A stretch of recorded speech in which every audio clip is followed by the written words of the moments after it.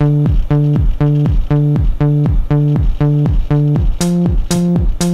we go. One step at a time, don't be living on the line. I don't need a friend. So good morning, information professionals. I'm still trying to get my hands around information artist. I like it. But if you're a certified information professional, and that's a CIP, the acronym for Certified Information Artist is already taken. So this title comes from the first talk that I heard General Dempsey do as he came on board as the new chairman of the Joint Chiefs of Staff. And he declared that this was the best military staff on the planet. And I've been mulling that over ever since because it has a lot of implications. And it actually resonated when Seth Godin said that we don't expect born geniuses. The people around you expect you to become a genius. And that's kind of how I connect to that phrase, because it's really a challenge. I'm not sure that in the day-to-day that we're actually the best on some days. Things go wrong. So the little emblem is a large version of what I wear on my lapel, the seal of the Joint Chiefs of Staff. I was at the Executive Leadership Council in Chicago, sitting at a table like these with some really interesting folks, and we were swapping business cards, and my card has the little seal on it, and this very smart guy, looks at my card and he says, I know I should know what that is, but you're going to have to help me out. So what I want to do here is tell you the basics of what the Joint Staff is. It is a staff that's set up to support the chairman of the Joint Chiefs, and the chairman is the most senior military officer by law, and his purpose is to be the principal military advisor for the President, the Secretary of Defense, National Security Advisor, the Homeland Security Council. He has this kind of unifying role for the joint leaders around the globe. But even in a staff that's supposed to be sort of the major leagues of military staffs, things go wrong, just like they can in the biggest game that was played over here when half the lights go out. So, good to see some people watch football besides me. So, where is the Joint Staff? Most people think you're probably at the Pentagon, and that would be correct. That is where the chairman and the Secretary of Defense live, but it's a much bigger organization than that, and it's located not just there. So, there are big components of it in the Hampton Roads area. There are some chairman's controlled activities, and we have administrative oversight, which records management falls into that category, of all of the combatant commands around the world. So there are sort of 6 geographical commands and a few functional commands that have specific purposes where they serve all the other folks. Hello. Thank you. So as an animal, it's about 4,000 people, all right? But it's a very interesting group of 4,000 people because these folks are roughly a third military personnel that turn over about a third of them every year. Something less than a third that are civilians like myself, who are kind of the continuity of the organization, many of them with prior military backgrounds. And there are about a big percentage of contract personnel that are working together. So of the services, these aren't folks that just came from the military academies. They have 15, 20 years of experience. The civil servants, again, maybe have entire military careers behind them. The contractors are some of the brightest technical experts from around the area that are all working on these problems together. And then we have 261 folks from different organizations all over the place, and a bunch of international detailees to the staff. So when you think of that clash of cultures, each of the services having very distinct ways of thinking about things organizationally. And then even within those services, they have subcultures. In the Navy, where I came from originally, you had submariners and pilots and ship guys, and they thought about the world very differently. So you put that all together, and it can be an interesting staff environment to work in. I think we're there we go. And our CEOs are unique. We're now on our 18th CEO. The first on the left, General Omar Bradley. There's some things about the organization that haven't changed very much since the first CEO. And those traditions make this kind of a classic industrial age kind of box chart organization. As a matter of fact, we have something that we call the Napoleonic staff structure, because it came from that period of time. So we have broken everything up in our organization in number codes. 1 is administration and personnel, 2 is intelligence, 3 operations, 4 logistics, 5 plans and policy, etc. 6 being your IT side of the house. And it's a perfect set of cones. Not a very good organization the way it's set up to share information. But from that group of folks, we are providing draft advice to the chairman of the Joint Chiefs of Staff. It's got to come fast, it has to have deep intellectual rigor, and it has to be connected and historically integral to what that staff has been doing, if need be, all the way back to Omar Bradley. Slide.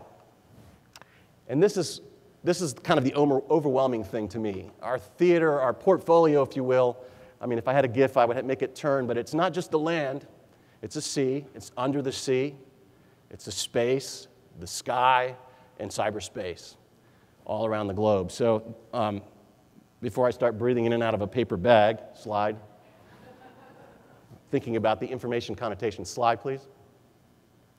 We divide it up because we're going to filter that information. And so we've created these regional commanders, and these are all headquarters staffs about the size of ours, maybe slightly larger.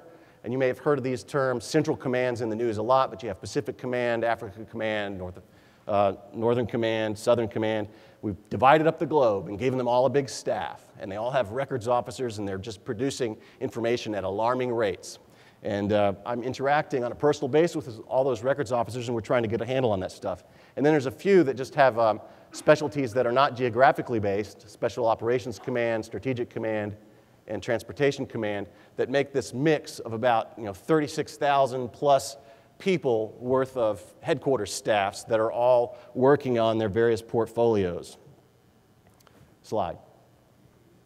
And our customers, again, everyone. All right, so if you're an American citizen, even if you're an ally here, I know there's people from Canada, and I want to be speaking in Ottawa in May, but you're a customer. Now that's overwhelming, but on the day-to-day, the customer that I'm focused on the most is an action officer. The action officer is one of these military officers or civilians that's working on some sort of product, a decision product, that's being put together to help a decision maker.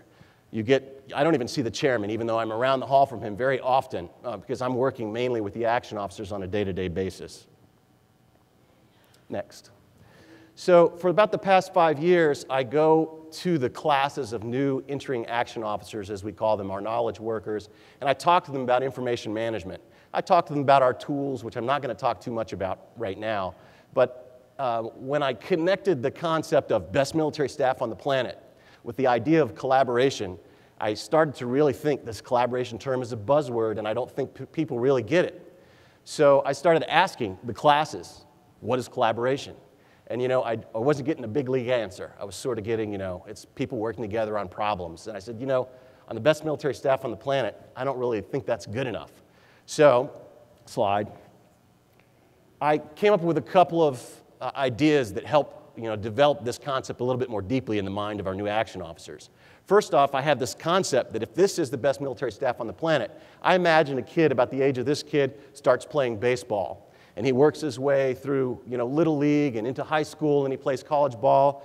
He turns out to be a great ball player. He's perfected every aspect of his game, and he goes on to the minor leagues. After years of training, one day he finally gets called up to the majors. And that day he comes to the majors, you can imagine what he's thinking as he comes into the locker room, comes into the spaces where that team is working out of, and he just looks around and he's just in awe. That would be the best on the planet, that world-class experience. And I just found myself feeling like we're not there.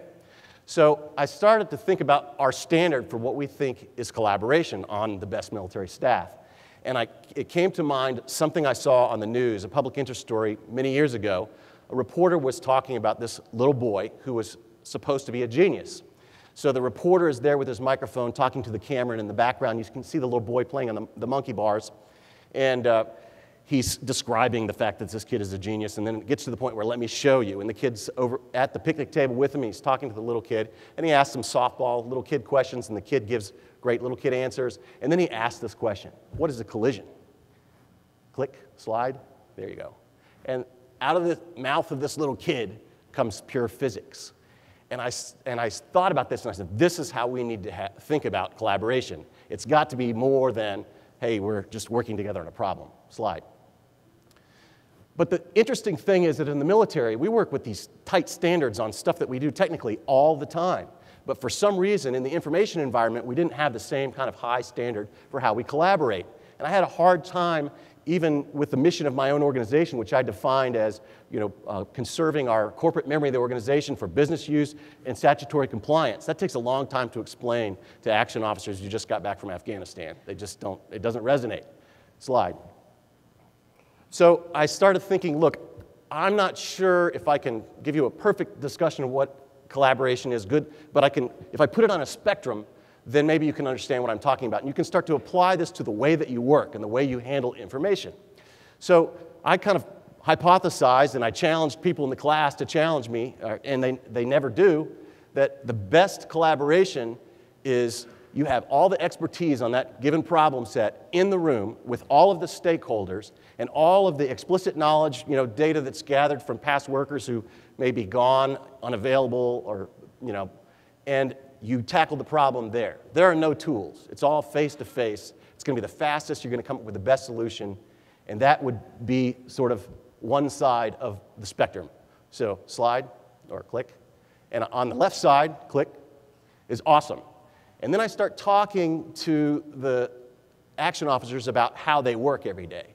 And I say, if that is the best way of collaborating, what's next best? And usually everybody's video teleconference. Of course, you go into the video teleconference in a military environment, you have the two senior people talking together with all of their back chair folks, rolling their eyes and talking amongst themselves, and then the email circulates for the next couple of weeks to sort out whatever kind of mistakes were made.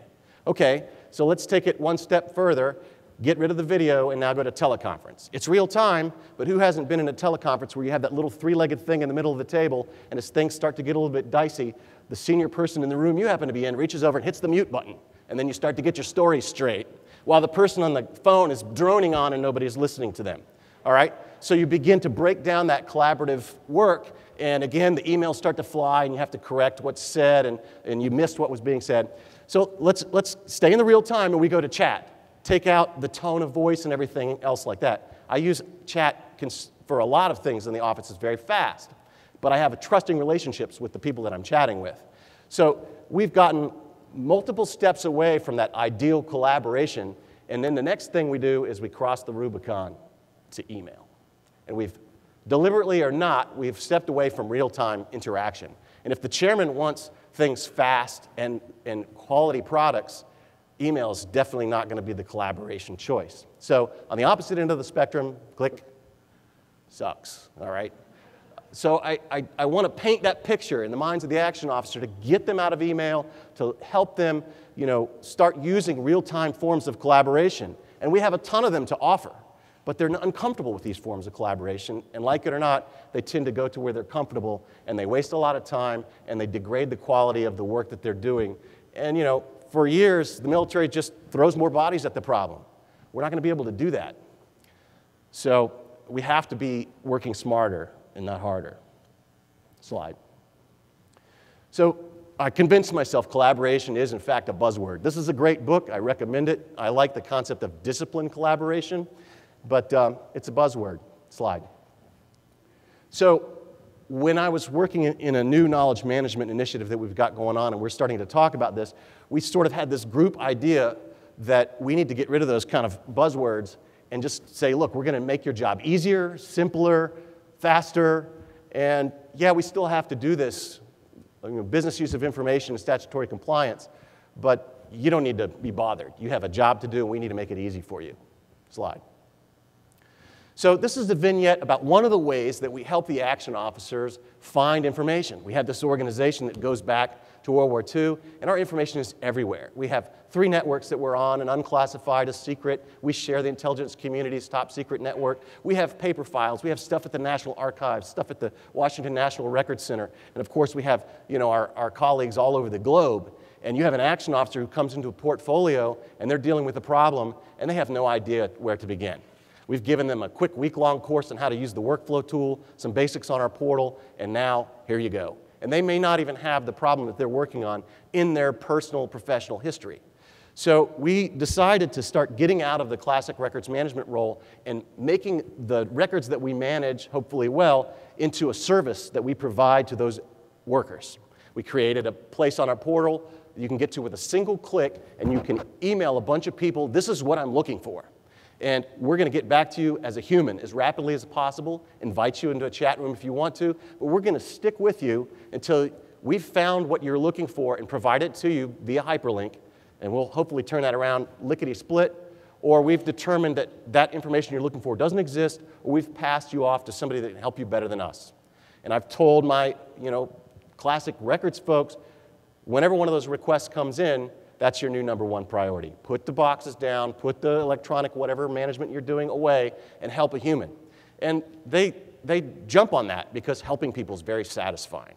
So, and when the emails come back, thank you, thank you, thank you, you saved my life, you make me look like a genius, guess what? We're helping them look like geniuses, and that's great. Because the chairman's going to be well served, he's going to get the product that he wants and the speed that he needs it, etc. So really, this is just a story about figuring out additional ways. So this is one vignette. We're doing a lot more than that, where we are reaching out to our folks instead of just managing information in the back office. Slide.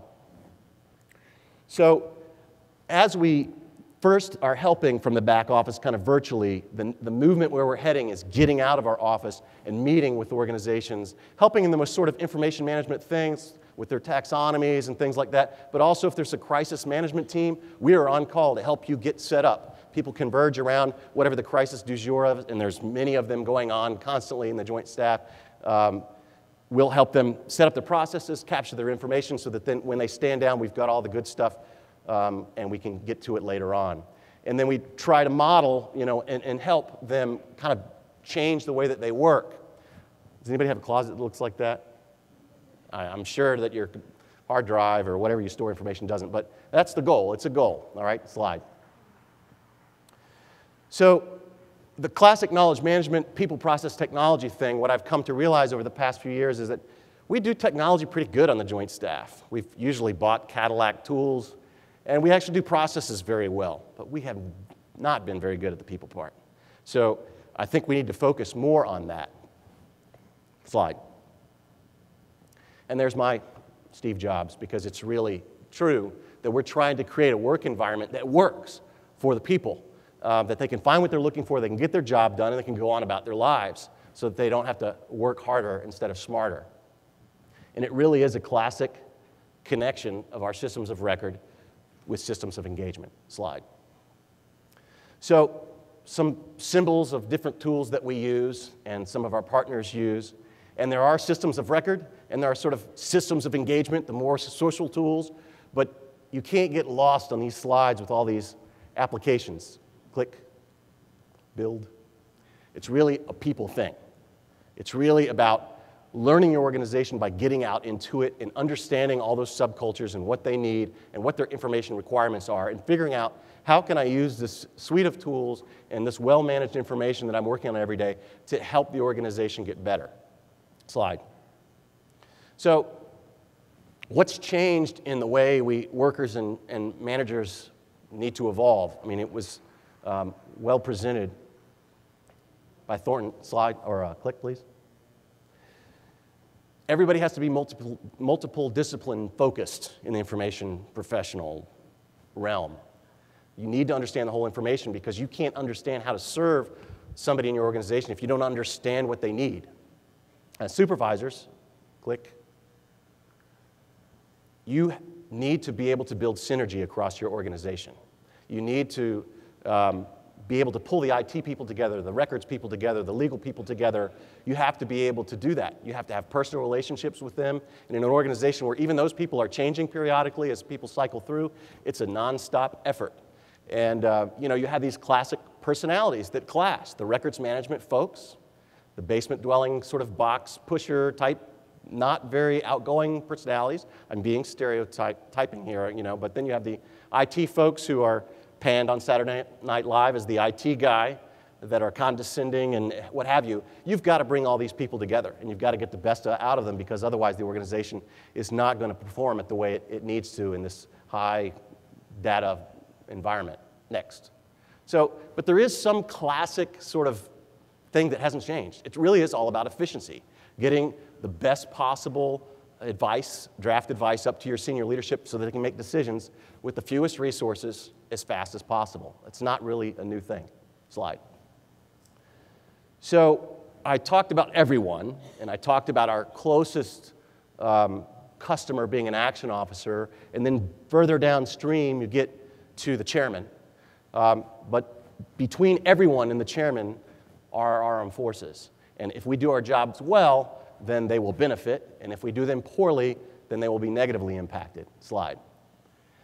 We're kind of lucky in that way because I work in a museum. I can walk around through the Hall of Valor and I can see, medal recipients and folks who died in action and Air Force artwork and women in the military. It's all there. And sometimes I do that just to get perspective, to remind myself why I do what I do.